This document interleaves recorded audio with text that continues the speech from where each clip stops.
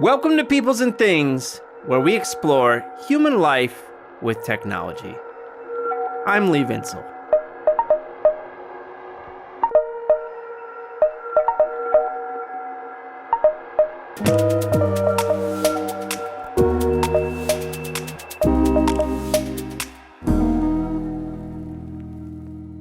Engineers. My God. Have you had the displeasure of meeting some of those people called engineers? Wow. Special people, really. Like, once I ended up at a party full of engineers and quickly discovered something that engineers don't know what the word party means. Holy God. Bunch of squares with their pocket protectors. I would not recommend it going to a party of engineers, an oxymoron if ever I heard one. And engineers are corporate shills, the tools of capital. They don't think for themselves, but just do what they're told. The banality of evil.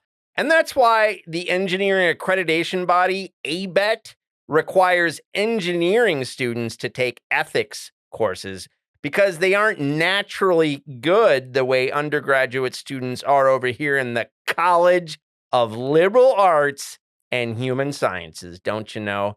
My God, engineers, so lame and so evil. Now, I don't actually believe anything I just said. I'm just being silly. I'm just kidding. Mostly. But there are really a lot of negative stereotypes of engineers in our culture, and they can get in the way of the interpretive work of understanding engineers and the hows and whys of what they do in the world. And we have to be mindful of these negative images if we're going to do the work that we might call engineering studies. And there's a whole subfield of engineering studies these days with its own journals and all that stuff. And that's something I talk about with today's guest, Jessica Smith, who is a professor in the Engineering, Design, and Society Department and a Dean's Fellow for Earth and Society programs at the Colorado School of Mines. The Engineering, Design, and Society Department at the Colorado School of Mines is a very interesting place for engineering studies these days and has great faculty members. Big shout out to Marie Stetler Klein, who got her PhD a few years ago out of my department here at Virginia Tech. Jessica has done a number of interesting studies of engineers in mining and extractive industries over the course of her career. And what adds layers of interest here is that extractive industries are contested in our culture and are straight up loathed by many people. Jessica and I talk about how to do engineering studies well and how engineers themselves navigate a landscape of negative judgments and various forms of contestation. We also talk about a neat new project she's working on that looks at many of the same themes that she's looked at over the course of her career in a big carbon sequestration project. I had never met Jessica before this conversation, but gee whiz, I had a tremendously fun time with her, as you'll see. Hey, get excited!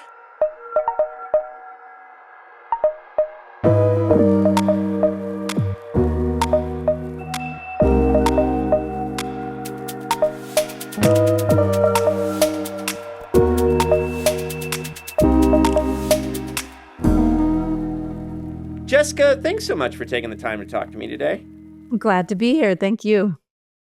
So, Extracting Accountability is a neat book, and I think we can just kind of use it as a kind of frame to talk about your interests. When you tell strangers about it, what do you say it's about, and what were you trying to do with it? Well, one of the things I noticed when I started my faculty position at the Colorado School of Mines, and I spent a lot of time with students, with alumni, and then just in general, I've been studying the mining and oil and gas industries for a long time. I started noticing that engineers were being asked to do the work of mediating between companies and communities in increasingly controversial sites and projects. And I was perturbed by the way my home discipline of anthropology, with the exception of Gary Downey, had treated engineers. Kind of, they were treated as these cultureless automatons working on behalf of capital Oh, good. I and like it. Thank you for management. saying that. That's good. I like that. Yeah. So Yeah. there was a story about how engineers were shaping this interface Uh-huh. between companies and communities that I wanted to tell. And at the same time as this was happening, most people who are highly critical of those industries, they tend to ascribe this intentional desire to do harm to the people who work inside of them. They sure do. And Yep. Yep. Go on. uh, and and this is partially because of where I grew up and how I grew up, but I spent a lot of time getting to know people who work inside of these industries, and I've rarely met someone who is just out to do harm. And right. so I wanted to give a better argument about how these projects can come to be in ways that can be judged ethically suspect by others and sometimes by the kind of corporate folks who are doing them. So this book is an ethnography of how engineers who experience these multiple and competing accountabilities end up managing their careers and decision making. That's wonderful description. And um, so so you did this, you had this earlier book, Mining Coal and Undermining Gender Rhythms of Work and Family in the American West. And I wonder kind of like, you say on your faculty page that or your personal website that you're interested in engineering cultures and responsibility, but that you have this focus on mining and Yeah. petroleum industries. So how'd you have a PhD in anthropology from what is it? Is it with Michigan, right? Michigan. Yeah, Yeah, and so, like, how'd you get into, these extractive industries in the first place? And you grew up in coal country in Wyoming, is I that right? did. Yeah? Most people don't realize 40% of our coal comes from my hometown, which is Gillette, Wyoming. So since the mid 1980s, we produced more coal than all mines in all states east of the Mississippi River. But it's not a commonly known fact. And my dad was a mine mechanic. His dad had worked in uranium. My summer job when I was going to McAllister College in St. Paul was to go back home and drive haul trucks in these coal mines. And I was a terrible haul truck driver, but really interested in the people. Yeah. And so when you got to grad school, did you know you wanted No, I was going to be a Latin Americanist, so okay. I've always been really interested in Latin America. As an undergrad, I had done a study abroad in Cuba, and I was going to continue that work. And in anthropology, there's this idea that to really cut your teeth, you need to go have an exotic project first that requires a lot Right. of suffering. Yeah, And yeah, and then for yeah. your second project, right, you can study something in the US. And this is even though the field has been explicitly calling for decolonization for decades. There's still this assumption that to be an anthropologist, you have to go do some exotic research Yeah, first. So I never thought it was totally. going to be my first project. And then I took one class from Stuart Kirsch at Michigan, who would turn out to be my advisor, called Mining Ethnography. And I knew I had to do what I thought was going to be my second project first and go back home. I don't know. So I don't know Kirsch's work. Is that, he was an anthropologist who looked at mining? Yes, and was very important for developing anthropological critiques of mining from a really engaged place. But his expertise is Papua New Guinea, so he's a Melanesianist, and so I had a very kind of traditional anthropology training that I then had to adopt to a domestic field site. Nice. That's very cool. And I love learning about these other, research traditions around topics that fascinate me that I just wasn't aware of. So I'll have to check out his stuff. And sounds like I would have enjoyed that class, I think. He's a wonderful human being and really That's cool. amazing scholar. So, I mean, the other thing kind of bringing it forward to extracting accountability. One thing I like about how you write in the intro is that you do a number of forms of research. I mean, we should just talk through that. But you're doing interviews, you're doing various forms of participant observation and ethnography. But one of the things that you've already mentioned it is that you end up at the Colorado School of Yes. Mines, right? And so you're kind of like in this shit like all the time. Like if you're just living it, like like at what point does it not become ethnography anymore and just like it's like getting out of bed in the morning? Yes. Well, and I think most people don't realize is this book can be read on two levels. So on one level, and on the explicit level, it's an ethnography, right, of these engineers who are out working in industry. But a lot of the themes and dilemmas apply also to my institution, even though I don't explicitly call it out. So it's a way of doing an institutional ethnography kind of under the radar. Nice. And so was there just a job? I mean, you ended up at this very mining centric school, traditional and like famous mining school, and you had this PhD on mining. I mean, doesn't seem like coincidence necessarily. No, well, and so the funny thing is mines is historically known, right, for its ties to mining and oil and gas. Those are actually some of our smallest programs. So in general, it's kind of engineering and applied science. So we have more mechanical engineers, computer scientists, but there's this overwhelming historical and current association with these industries. No, it was a posting for energy policy, and I had family and I wanted to stay in Colorado, and so I wasn't looking nationally for jobs at that point, and I was teaching full-time at a community college, and I thought, wow, this is kind of my chance if I want a tenure track career, and I managed to convince them that you would need good ethnography to do energy policy. I'm open to that argument. That sounds good. Yeah. So how did you get started? When you started down the road that led to this book, Extracting Accountability, like how did it start? What was the germ that kind of got it going? What were you looking at? Well, part of it was survival. So I showed up at mines and I had never been fully surrounded by engineers as my students, as my coworkers, as my administrators. So engineers had always been in the background of my original research in Wyoming, but really my focus was on labor for that project. It was important. And so I found myself bewildered about my surroundings. And so my colleague Juan Lucena started passing me things to read. So the first thing he gave me was Leighton's Revolt of the Engineers. So I could understand. Classic. Yeah. No, and it was just so important for me to understand the institution. And so I started reading engineering studies. I started reading STS. I hadn't really done that before.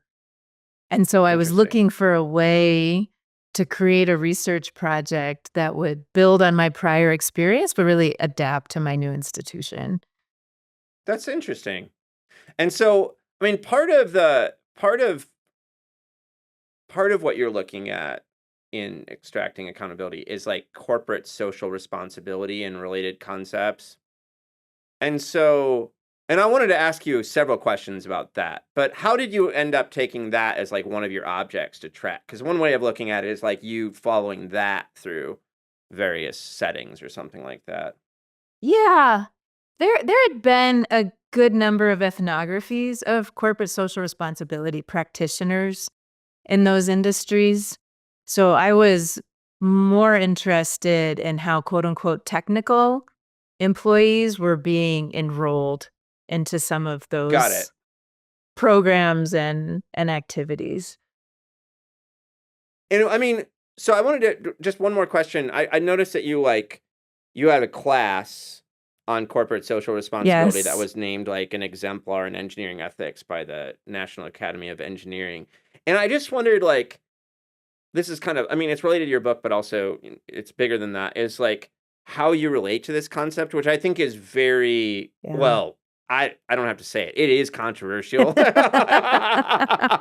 Especially in like ST. I mean, I've never seen like Yeah. STS papers that are like are based around this as a normative Right. concept that has legs or something. You know what I mean? Yeah. So how do you relate to how do you think about it? Like where do you think it's like, like useful? Yeah, just how do you relate to it? I use it as an umbrella term for all of these various and diverse ways that corporations and the people who enact them manage their accountabilities to multiple publics. And I'm interested in how it shapes how corporate personnel think about ethics. So rather than promoting corporate social responsibility as some kind of silver bullet, instead, kind of what I'm trying to do is trace how that concept animates people's lives and careers, and then how kind of engineers actually historically played a role in creating this idea in this whole field and specific concepts like the social license to operate. Yes. Well, perfect. So, I mean, that's where I was going to kind of. Well, first of all, before we get the social license to operate, which I definitely want to ask you about, you Yeah. also make this kind of uh early observation that you were looking at mining and petroleum industries, but that Yeah. and you wanted to generalize at some level, but you also wanted to be super sensitive to like the differences in these two places. Yeah. Can you pull that out? I mean, some stuck out to me, but I would like to first like hear what yeah. Well, it's funny because I went to a wonderful, very politically progressive undergraduate institution that was and continued to be anti-mining, basically. And people in the town where I grew up, kind of there's this pervasive sense that the world doesn't appreciate, right, the work that people who work in mining do. And so I showed up to Right. mines thinking that there was going to be this easy camaraderie between the mining folks and the petroleum folks because both fields were demonized, and that turned out not to be true. That they were very kind of separate social universes, very separate industries Oh, with fascinating. yes, and you can also think about it I think about it materially too, so That's right. Yep, go. with, and I wanted to go into this more in the book, but I didn't, but if you think about kind of a mine exists and it kind of grows a little bit, but it's initially planned almost all of the time, keeping in mind how large it's going to become, so it's located in a space. The economics of oil and gas means that you are continually having to drill new wells. And so it's this ever expanding footprint versus kind of a more centralized mining place. And so those mean very different things for how those industries interact with the people that surround them. That's great. I love that, your observation, and it's so true. I mean, and just to drive it like a little harder, what you say in the book is that what that means for engineers is like the engineers who are involved in petroleum are planning something that's going to because they're basically they're involved in the drilling portion and the initial setup thing, and then they're Yeah, moving on to the next thing, right? And I just love that mean that it's just like has there's all kinds of different things going on as a result of like the work is different. Yeah, I it thought that was is. great. Thanks. Yeah.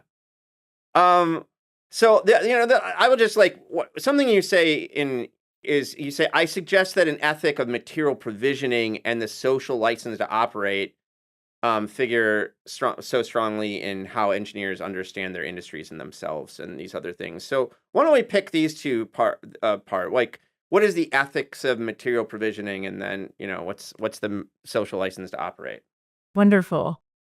So, one of the things I noticed in spending time in these industries, talking with people in these industries, is there was this profound sense that the mining and oil and gas industries were good because they provided the material basis for our everyday lives.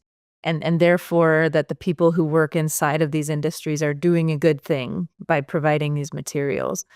And so I call that an ethics of material provisioning. And this is so intense now as we've seen kind of the ramp up of a clean energy transition. You will hear kind of the mining industry, with the exception of coal, has fully thrown its weight behind this idea that in order to have an energy transition, you have to have mining because you need all of these minerals for both the renewable energy generation as well as the transmission. And so and I didn't most of the people that I talked with, it wasn't window dressing. I mean, they really thought they were doing a service by providing things that the world needs, but then critiques them for doing. Right. It's funny.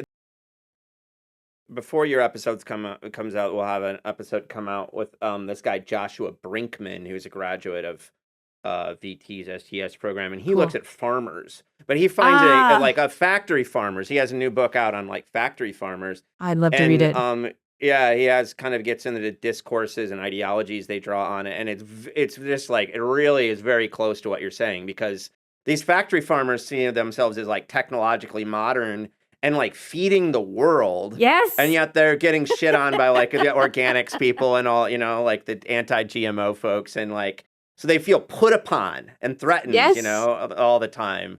So it's really fascinating just to have those kinds of provisioning industries, Yes. who that's a really interesting thing. And so, yeah, then talk about the social license to operate.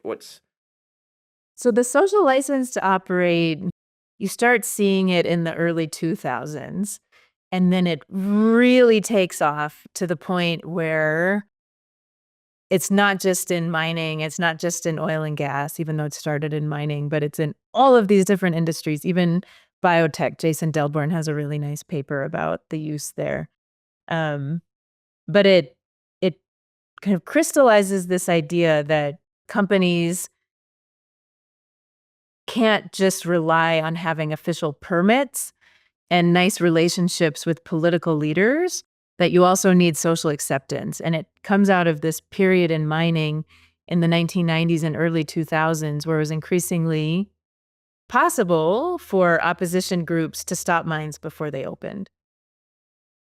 And the way that the concept developed, including kind of this study that came out of the University of Queensland, putting a dollar sign on how much money you lose for each day of conflict at different stages of mining. It Nice. turned into we can quantify anything. Hell yeah. Not wrong. It turned into a way for people who were advocating for more support for community engagement, for more just process and outcome. It came as a way to make a business case for what they were doing, right? So it's not just that we should be treating people well. We have an ethical responsibility. Mr. Manager, Mr. CEO, you're going to lose money if you don't Got it. invest in this. And You the say engineers turned lawyers were partly responsible for like kind of yeah, crafting this concept and yes. And so one of the interventions I made into that social license literature was showing that it really wasn't just the 1990s and early 2000s where this concept was coming to be, even though that's when you see the words put together. All the way back in the 1960s and 1970s, these two men, Stan Dempsey and Art Biddle, both had gone through mines. Both then became lawyers. They were working for Amex, which was a huge mining company back in this day.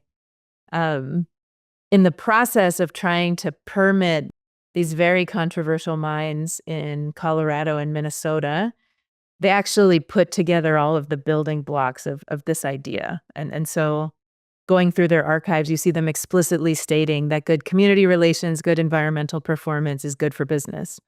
Just yep, yep. I can see it. that clearly. And I mean, is there any when I was reading these chapters, I was thinking about my colleague Matt Wisnowski's book Engineers for Change. And Classic. also classic work, yeah. And also just all the STS stuff on democratization that's happening during the 70s and 80s about which often involves like community engagement and all these kinds of, Yes. very core STS-y kind of, like, were these guys, I mean, were they aware of that stuff, and were they, Very much. yeah, okay. Yeah. Very much. And so I mostly use Chris Kelty's work on participation. But what they Yeah. saw was in the 1960s, there was a clamoring for public participation in the Right. process of permitting kind of these industrial projects. And what I showed in the book is that they were able to harness that call for participation, but format it in a way that Yeah. de-radicalized it, right? And made it actually conducive to the industry. Right. Because there's a profit motive, man. Yes, But yes. yeah, but it's also, I think, you talk about pragmatism later in the book, but it's Yeah. also about people living in a world and trying to get shit done and Yes. knowing what works to get that done, right? Yes. Yes. Yeah. Yeah. Well, and that connects to the next thing I wanted to ask you about, which is that I think that, I was very lucky in that the two main communities I grew up in as a grad student are this, Society for the History of Technology, obviously, is like home Yeah. base for me, probably.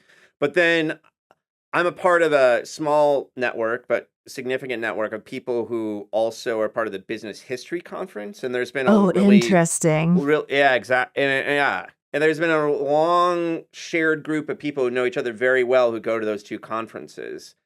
And most of the people at the BHC, there's more business professors, there's business school professors there. So there's like people who wear suits and shit. I don't understand it at all, because I'm just like me. But so it's a little different. And I would say, it has a kind of a more conservative vibe in some senses, including the dress one. But they're all libs. I mean, come on. I mean, they're a bunch of like when it comes to their politics, they're all voting the same way. Yeah. And so I think there's like, everyone is very sensitive to the harms that corporations cause in any number of ways, like in pollution and shit, and in Of course. labor harms and all these things. At the same time, there is a very core, just like, practice of not demonizing corporations or treating them like monoliths, especially that, right? Like, if you want to be interested in organizations and their forms, you have to actually be kind of interested in how organizations function and, all that kind of stuff, which is they're not monolithic. They're a bunch of offices. They hate each other, or at least just think about how the university works, right? And so then I really liked your chapter. I mean, like, one way you put it is that you wanted to follow kind of people both enacting and distancing themselves from what you call the corporate form, right? So spin that out a little bit. You have these people who have these concepts, like the lawyer, the engineers turned lawyers have built these tools. Now we're like working in this. So tell us a bit about what you mean by like enacting and distancing from the corporate form. Sure. And then this is another one of those things where it also, on a meta level, is about my relationship with my institution. Right. Perfect. Because it's not completely dissimilar. Yeah. Yeah. Do you know that famous garbage can model of organizations where there's like solutions going around trying to find a venue? It's a classic kind of but it was about Carnegie Mellon. Because I mean, like, whenever we're thinking about this shit, it's like, it's like professors acting like they're writing about out there, but they're also writing about home. So lay it on us. Down to the polo shirts. I don't know if you know how many Minds polo shirts I have. Oh, shit. Okay. Right on. It's a very Minds thing. It's like this engineering dress culture that it took a while. I was thinking about wearing one of those VT outfits. Yes. And having a name band that said like someone else on it. Because it's like, there is a whole culture across campus of like, that's what you do. Wow. Is that how you go to work? I don't personally. I've had a hard time wearing polo shirts since.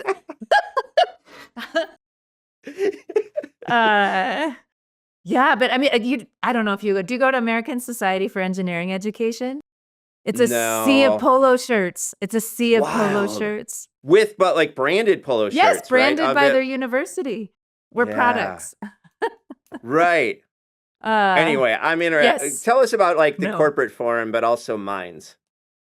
Well, the thing with these folks is that they were frequently asked by others to represent the corporation, right? So there's kind of extreme examples of an engineer who's out mountain biking and she's wearing a jersey that has her corporate logo on it, and Mm-hmm. she gets flipped off by people, right? Because mountain Perfect. bikers tend to have a different political Oh yeah. orientation than right this corporate form.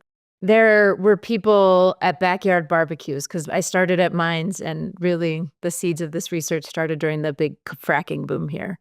And Okay. so they'd be in these backyard barbecues, and all of a sudden people would start asking them about fracking or critiquing them about what the industry was doing.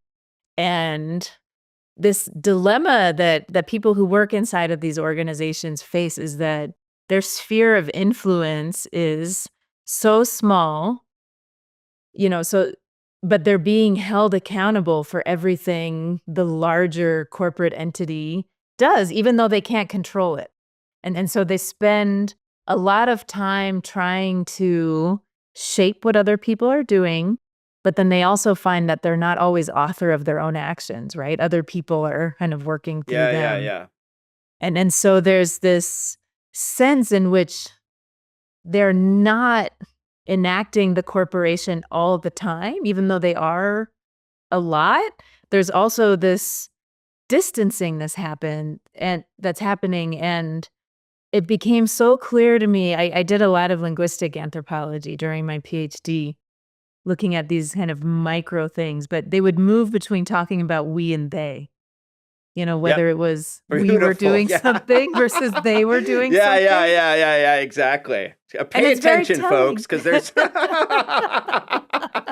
yeah. Yeah, I mean, so I Yeah. wanted to think more about this kind of corporate personhood, and specifically in that chapter, the way that I ended up doing it was as a critique of engineering ethics, because engineering ethics really has an old-fashioned view of a rational human actor who acts individually and then makes good or bad decisions, not this more complicated view of personhood. We could go on about that for the rest of our time, but I will keep Easily. moving us forward. Thank you. But it's very related because the next thing, another thing you write about then is consultants in the role of consultants and all this. And to bring up another classic, um, in organizational studies, there's like that old organizational isomorphism essay. Okay. Do you know that one? This is No. another like, what is it? I have to look this up or I'm gonna get angry at myself. Give me 1 second. Do share. Am I not gonna be able to find it? Oh no. I will let you know what it is later. No, Thanks. let me look. No. It's DiMaggio and Powell, their 1983 paper, The Iron Cage Revisited. I do Institutional know that. isomorphism and collective rationality in organizational fields. And Yep. one of the things, the idea of institutional isomorphism is that shit is the same everywhere. It looks like, like you go to whatever university and they have an innovation campus or whatever, right? I mean, like these things kind of spread. Hypothetically speaking, they might have an innovation campus. Maybe just yeah. And I think that even in that paper, they point out that consultants are very important vectors of this stuff, actually. And so I Yeah. was reading it because, like, I saw your consultants are interesting because they're like part of the people who are carrying these ideas and They practices are. around with them, right? And so that was super cool. But then, like, what I love is that you point out that like consultants, like, and on one hand, when it comes to their storytelling about themselves and why they're doing what they're doing, it's kind of about autonomy. Yes. Yeah. But at the same time, you're like, but it's not really like that, actually, right? There's like they're relying on recommenders They and are. yeah. So spin that out too, like the limits that they face around when it comes to like playing with these ideas. Well, you have to have a contract, right? And you have to have enough business that you can say no to the projects that make you squeamish. Otherwise you don't really have autonomy. Yeah. You know? Right. Yeah, otherwise, what's it really mean? Yeah, but Yeah. some people, they had cultivated kind of reputations for themselves and Okay. these more niche kinds of expertise that they could be choosier, That's than interesting. other folks. And it was because were they also flusher? Is that part of what you're saying? Like they had enough going on that Exactly. if something seemed really bad, They could pass interesting. and Wow. not go hungry. Huh. And so, I mean, this is interesting. My dad, I was just thinking about this last night. My dad's a land surveyor, or he's Oh, retired now, but okay. like, so he was caught up in all these state contracts. Like, it was Mm, initially like dredging and water stuff, and then it became like highway building and all that kind of stuff. And he eventually became he ended up getting hired by a female-owned firm in Illinois, and he became a specialist in getting state contracts for minority-owned companies, basically. And after he left that one, he went on to work for other minority-owned firms, and that was kind of his niche, was expertise. But it sounds to me like that's similar to what's going on here. These people develop kind of reputations around certain kinds of, and so give us an example of like what the niche is that these people occupy or like can kind of define themselves as. Does that make sense? yeah. I mean, normally it's technical, though there were a fair number of people who had technical backgrounds who then became more interested in social considerations and ended up kind of throwing themselves into doing that kind of community work. So, for example, one of the consultants I got to know, she had developed a reputation for being able to work in very, very, very tricky political situations in kind of South America and Africa. Okay. And so so the fact That that she sounds could be real. there Yeah. safely and do field work and be able to collect and kind of portray the social terrain ended up being really valuable for different companies, not Yeah. just one. That's a fascinating example. You have a chapter that's simply called engineering pragmatism, and I think pragmatism is such a fascinating, slippery concept Yes. in these areas because it means so many different things, actually. Yeah. Yes, and Um. I'm feeling nervous about where the next question is because Oh I'm no not no a no! I just like philosopher. no. That's not where we're going actually because I Okay. don't think. I mean, I think I am into that shit. I love that Yes. shit, but that I mean, I think about it a lot, but I don't think that's usually what we're talking about at all, actually, when we talk about pragmatism in an engineering context, right? And Yeah. so, what did you want to pull out in studying like that concept and how engineers talk about it? Well, and part of the overall context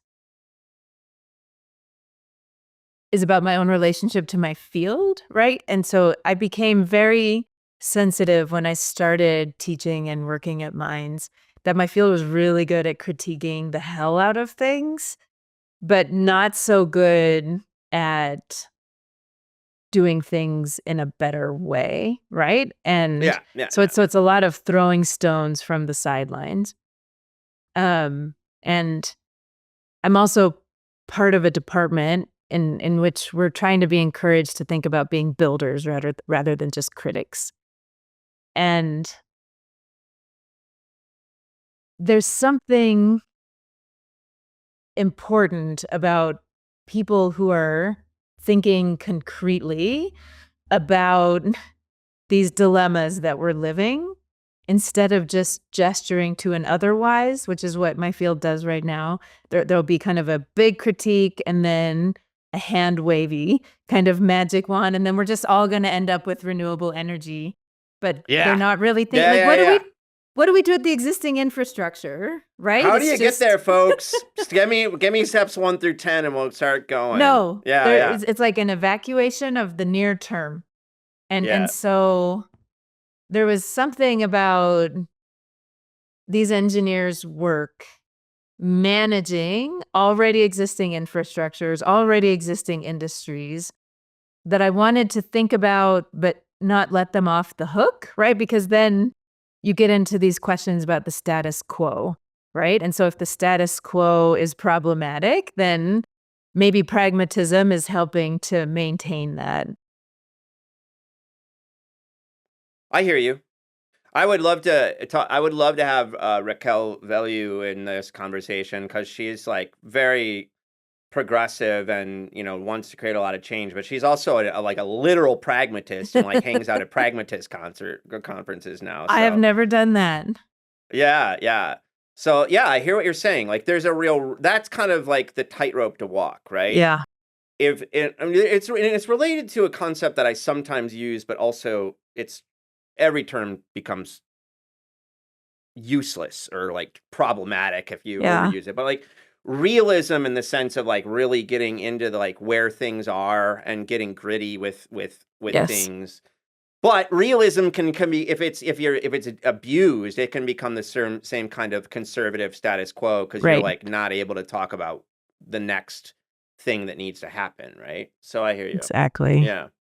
And so that I mean, like that just kind of nicely sets up like where you kind of land with the book. So the last section is called New Frameworks for Accountability. And so I mean, I know that you, as you said, you're the. I mean, what could you can you explain your unit a little bit and talk about the characters around? I mean, it's kind of a fascinating place in that I think you have a bunch of STS-y smelling We folks do. in this unit, right? Who We are do. all care about making engineering practice better, more Yeah. just. And so I think that part of the way I read the book is as you say, it connects back home. It's also about like Yeah. what do we do as teachers and Yep. yeah. So tell us first about the unit and then I want to talk about new approaches. Sure. So we made Engineering, Design, and Society in 2018. And myself and Juan, we moved from what had been kind of the liberal arts department. And then there was an existing design program. And then we had these wonderful colleagues from engineering who were in traditional departments who were looking for something else. And we wanted a department that was going to center socio-technical thinking, both in terms of our research and our teaching, because my department has since evolved, but back then I was critiqued in particular for instrumentalizing my field because I was willing to collaborate with people in petroleum engineering and mining engineering and geological engineering. It was like we were no longer practicing pure humanities or pure social science. And Oh, institutionally, you were critiqued for yes, doing this, like yes, within your own university. yes, yes. Not some RPI kids were saying this about you or something like that. No, no. And yeah, so this is why sometimes eh, it's just as hard managing your internal relationships as your external ones. Yep. That was one of the ways that I empathized with some of the engineers I worked with. They said, you're trying to do this work and you're getting critiqued inside of the company for being too touchy-feely, but then you go out and try to do this work and you're critiqued as being an evil capitalist, right? So, Yeah, you're a shill. yes. And so right now we have, I think it is accurate to say, the largest concentration of people who identify as engineering studies scholars. And so we Wow, have, that's cool. Yeah, that's got to be true. yeah, and Yeah. so it's Dean Nusma, Juan Lucena, Marie Stedler-Klein, Beth Reddy, and myself. Yeah. And I'm editing Engineering Studies Journal, and Beth is Are you? associate When did that editor. start? Uh, Okay. 2 years ago, I took over from Cyrus. Okay.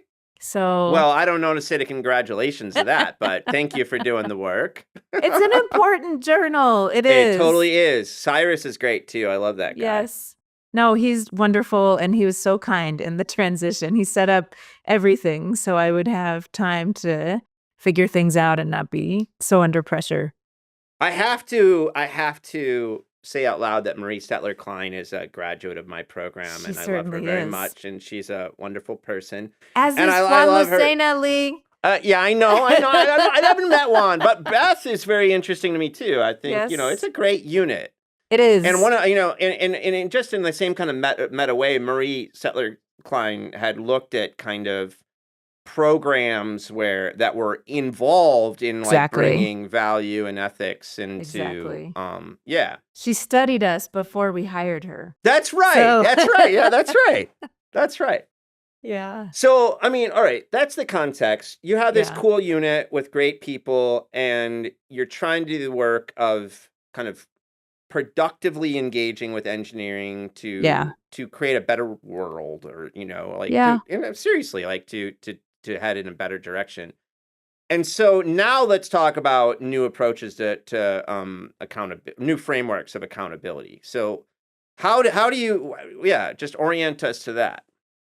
I think the main thing that I wanted to get across in that chapter, and then also what I try to do in my teaching, is to help students step out of their universalizing mode of defining what is good or right, and to provide openings for people to judge the world differently and experience the world differently, right? So there's this long and historic association with engineering and progress and development, as we all know.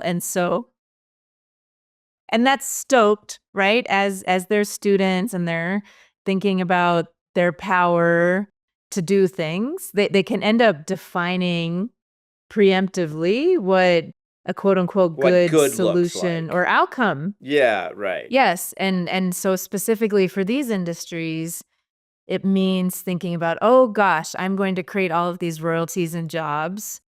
Whereas some people are making other value judgments and they just don't want mining or oil and gas.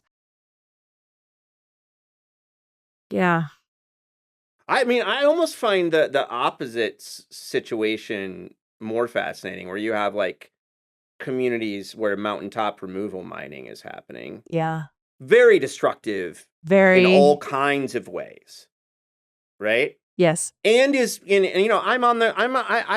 understand the environmentalists and others who passionately feel like this is a totally fucked up thing to do and want to I understand. I mostly am on their side when it comes to like the issue, right? On the other hand, you go and talk to community members about this in West Virginia and places like that, and they're like, look, man, there's no jobs around here anymore. Exactly. There is no industry. We're fucked in lots of ways. And Yeah. like, and for various reasons, they're bought into it. And like, that's really fascinating to me, right? And I see the same thing, like my family's I was born in Ohio, but like my family ended up in like Youngstown, or like some of my sister went to Youngstown State, and I also have friends on that western side of Pennsylvania. And you see the same thing there with fracking. Yeah. Like I have family members who are like, you have no idea how much benefit this has brought to the region, and like, I was like, and so I don't know. I mean, that's really deeply interesting, right? It is. And what I wish we did more of was paying attention to the complexity of those Yes. places instead of just portraying rural people as these dupes. You're going to love this Josh Brinkman book. My God, you're I going am to love excited. it. We need to get you on a panel together or something. Like, Please. Yes. That'd be great. My mother's Yeah. family is from southwestern Minnesota, which has been right. completely transformed by factory farming and hogs and all of it. Right on. So what's up now? I mean, like, I saw you're on this big NSF thing.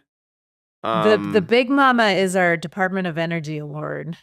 Tell me about that. So Mines received $32 million from the Department of Energy to lead a feasibility study for carbon capture and storage in southern Colorado. Nice. And because of Biden's Justice 40 initiative, all of these projects have to have these embedded justice assessments. And so I'm leading that. Holy shit, cool. Yeah. What does that mean? What are you doing? We proposed to fund a social science research team to better understand the Pueblo region, the industrial history, how carbon capture does or does not fit in with how people are imagining what their future looks like. And it has been a total joy for me because it is directly connected back to my first research in Wyoming. So I'm back in a place. Pueblo is home to our largest and last coal-fired power plant. And so there are a lot of discussions happening now about what comes next. Um, Yeah. the coal comes from northeastern Wyoming. So once it officially goes offline, that region where I'm from is going to lose one of their biggest customers. And Pueblo just has this epic labor history. It's home to the oldest and largest steelworks west of the Mississippi River. Nice. It was originally And then that's where a Colorado. lot of the electricity is going? No, this what makes it so screwed up. The electricity goes originally it went to the steelworks, but the steelworks decarbonized a couple of years ago. So they have 750,000 solar panels to power their furnaces. Um, so that electricity has gone to the steelworks, but mostly to the Denver Front Range where I live. So it's saddled Pueblo with all of the air toxics, and they're stuck with a rural cooperative that charges them easily 4 times more for electricity than Excel would. Fuck! Wow. It's And what is the terrible. population like there? Is it ethnically diverse It or is. So is it about half of the yeah. people who live there identify as Hispanic. So the original border between the US and Mexico went through Pueblo and the Arkansas River before 1848. So I'm remaining optimistic about our possibilities to do something meaningful with this feasibility study.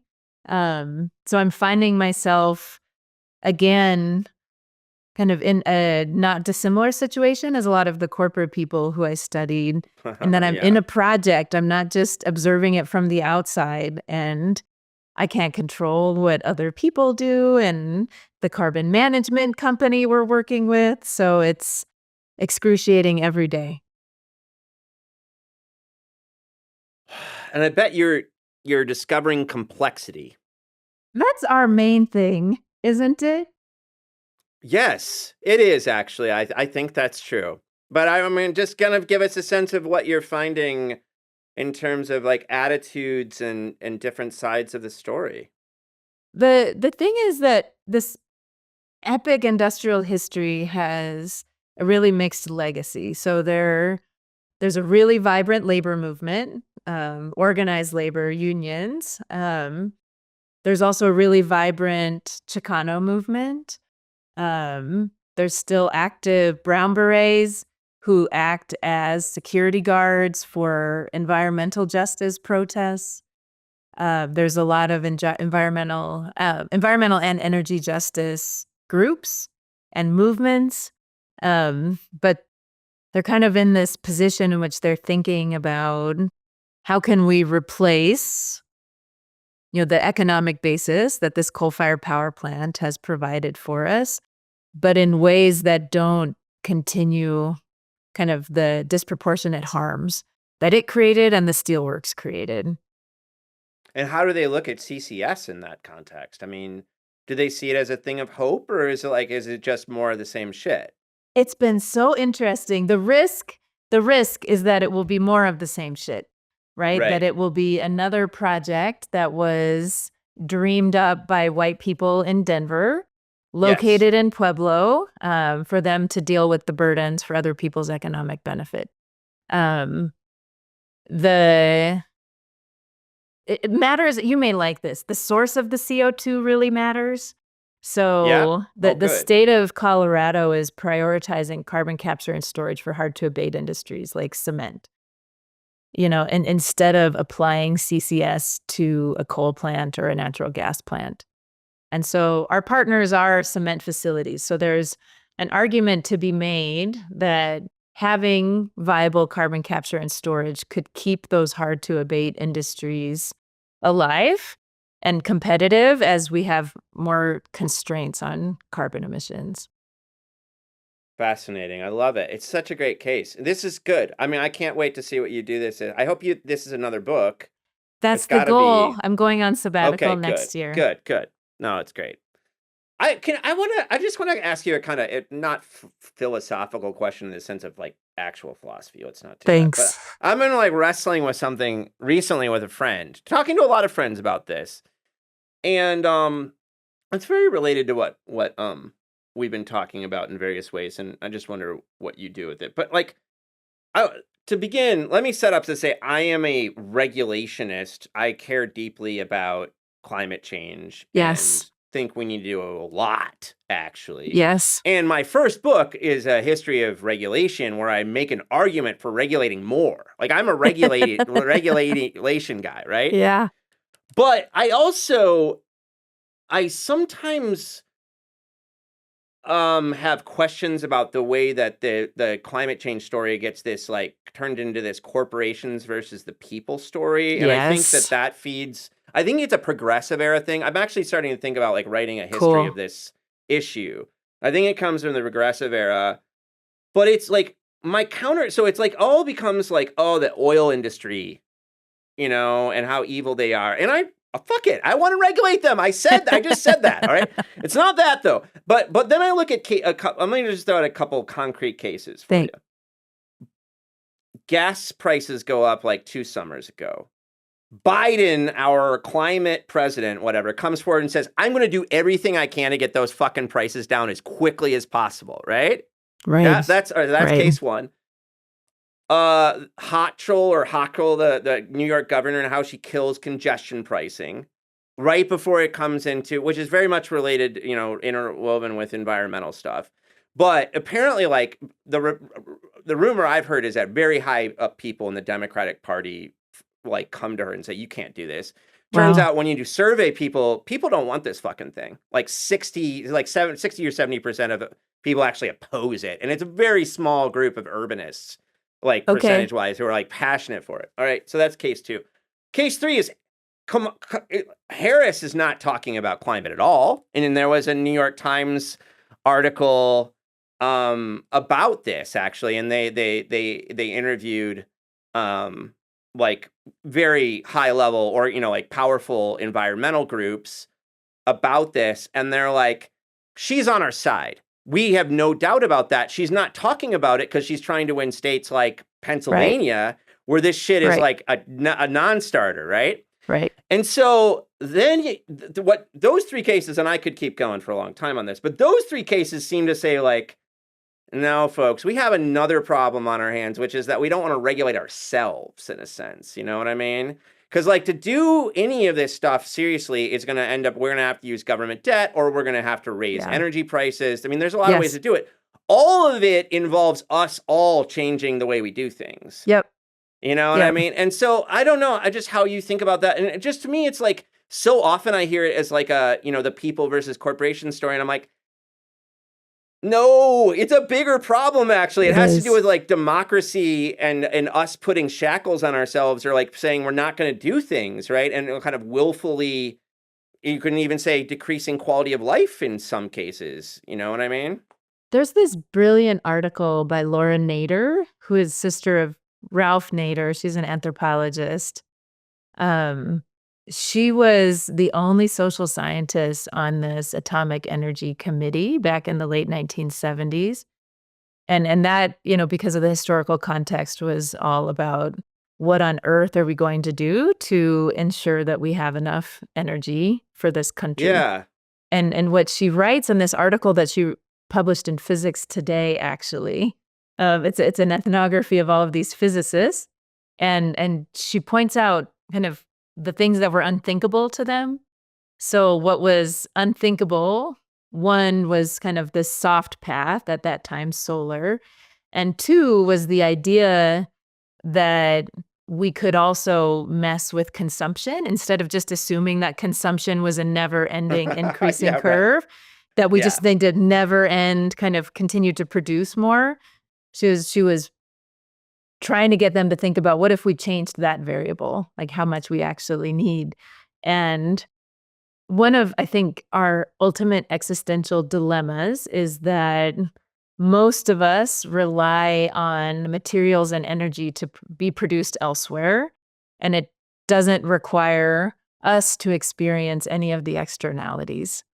Yeah, that's And like Chris Jones's book is nice on that, like that Routes of Power book, which is yep, he's saying like, energy starts being transported in various ways and you don't have to have your face in it, basically. exactly. And so it makes it difficult for us to anticipate the effects of our everyday actions. And there's one of my favorite thinkers right now is a scholar named Emily Gruber. She was an Okay. engineer and then she trained in environmental sociology. She did a rotation through DOE and now she's at Notre Dame. But she is really arguing that what we are missing is coordinated planning for any of this energy transition. And what I think you would appreciate, she calls it the mid transition, which is instead of thinking about kind of our current energy socio-technical system and then the future one, she's saying, wait, we're going to have some years in which they're both existing and impinging and Nice, nice, constraining nice. each other. So what does that Uh, actually look like? And her argument, and I've experienced this firsthand, is that a lot of, this is a generation defining federal investment in clean energy, but it's all happening, the planning is all happening behind the scenes, and it's being made on a project by project basis. So the DOE is deciding where to invest carbon capture, not any kind yes. of deliberation process that's public about where ought we site carbon capture. Okay. So Oh, it's interesting. all disjointed. That's good. I like that. Yeah. No, I think we need more planning too. I also think, I also like carbon taxes and markets. I mean, it's just like you got to have the right mix of the things, I think. And to realize that like market creation is a tool that you can plan with, you know what I mean? And That it's kind of thing. the other Yeah. existential question that we've been wrestling with is whether or not kind of carbon storage and carbon capture should be a for-profit industry, Uh-huh. which is how it's currently being defined, right? As Oh, something nice. that's being Interesting. done Yeah. by primarily oil and gas companies. Right. But you could think about it, what would it look like if it were a utility? Right. Like getting rid of your trash. Right, In right, right, right, instead right, of right, right. instead of it having to have some kind of economic value creation to it. We'd be Totally. having really different discussions.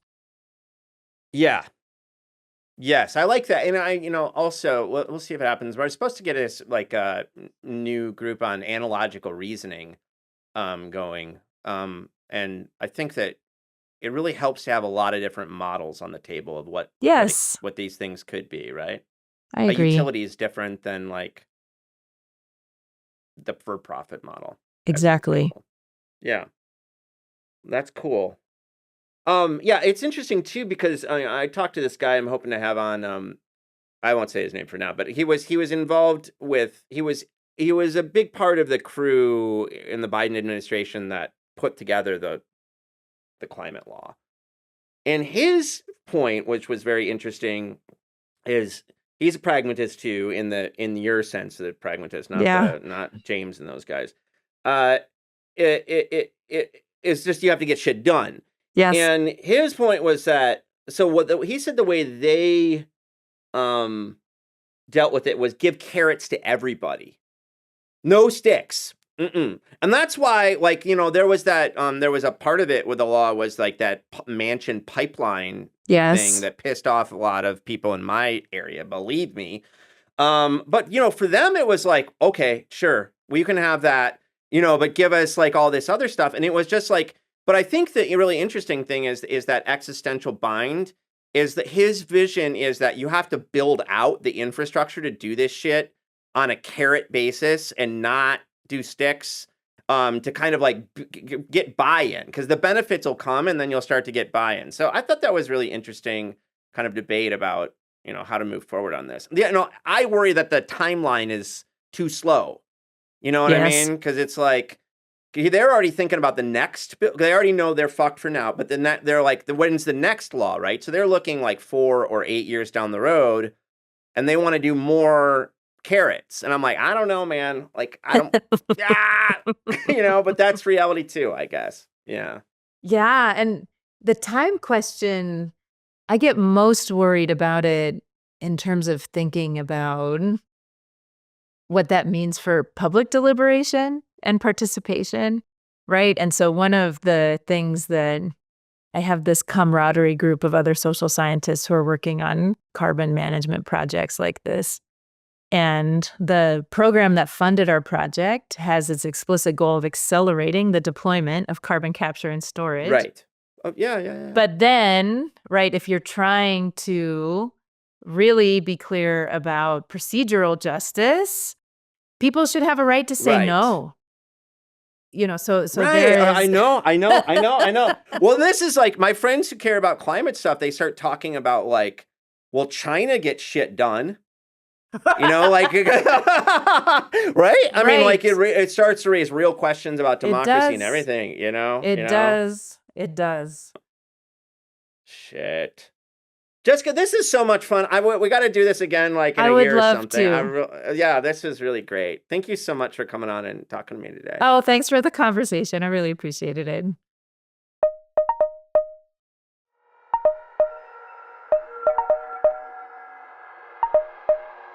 I hope you enjoyed this episode of our podcast. You can reach us with questions, comments, and suggestions at leevinsel@gmail.com or by following me on Twitter at STS_news or on YouTube at People's Things. Our podcast is distributed by the New Books Network, the leading platform for academic podcasts, so that you can find us wherever you get your podcasts. Peoples and Things, like most things in this world, depends on the work of many people. I want to thank my brother Jake Vinsel for writing the music for the show. I want to thank my buddy Juliana Castro for designing the logos for the podcast. You can check out her work at julianacastro.co. Joe Fort is the producer for the podcast, and Mandy Lamb is the production assistant. This podcast and other Peoples and Things programming are produced in affiliation with Virginia Tech Publishing and supported by the Center for Humanities and the University Libraries at Virginia Tech. For information about other podcasts from Virginia Tech Publishing, visit publishing.vt.edu. For the entire Peoples and Things team, I am Lee Vinsel. And most importantly, I want to thank you for listening. Thanks.